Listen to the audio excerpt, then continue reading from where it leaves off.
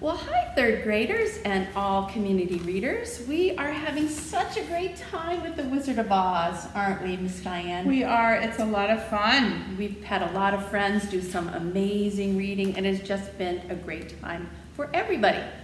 Well, in the last chapter, we read about how the lion became the king of the beast, and that was pretty exciting reading by Mr. B.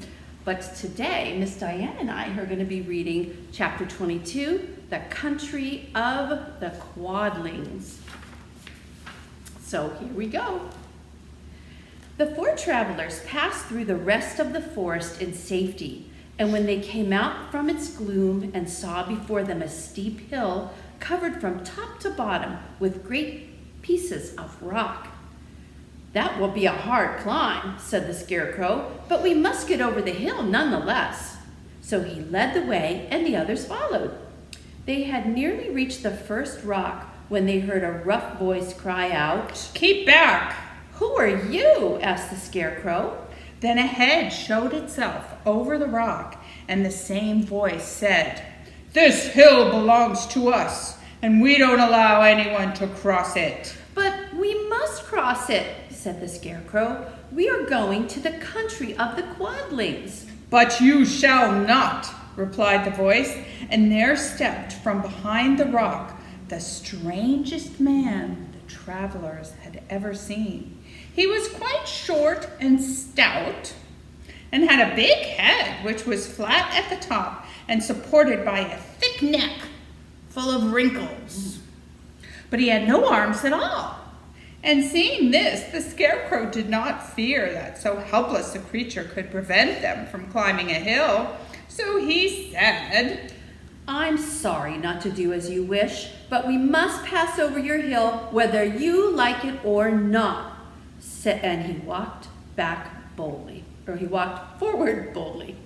As quick as lightning, now picture this in your minds, the man's head shot forward and his neck stretched out until the top of his head, where it was flat, bam, struck the Scarecrow in the middle and sent him tumbling over and over down the hill.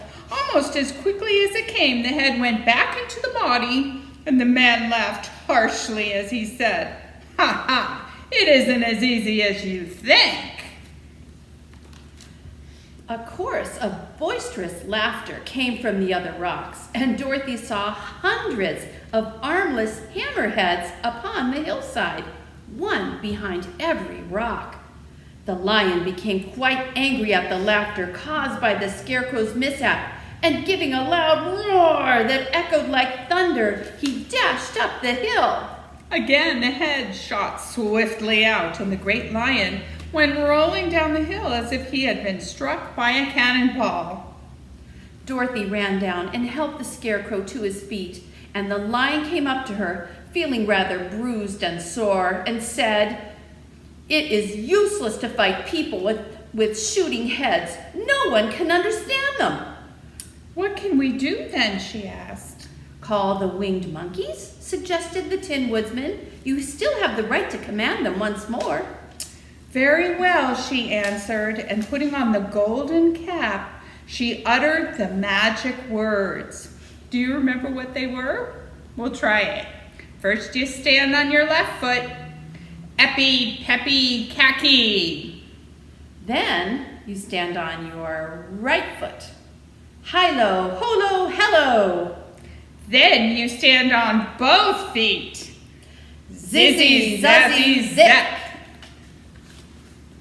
The monkeys were as prompt as ever, and in a few moments the entire band stood before her. "What are your commands?" inquired the king of the monkeys, bowing low. "Carry us over the hill to the country of the Quadlings," answered the girl. "It shall be done," said the king, and at once the winged monkeys caught the four travelers and Toto up in their arms and flew away with them. As they passed over the hill, the hammerheads yelled with vexation and shot their heads high in the air, but they could not reach the winged monkeys, which carried Dorothy and her comrades safely over the hill and set them down in the beautiful country of the Quadlings.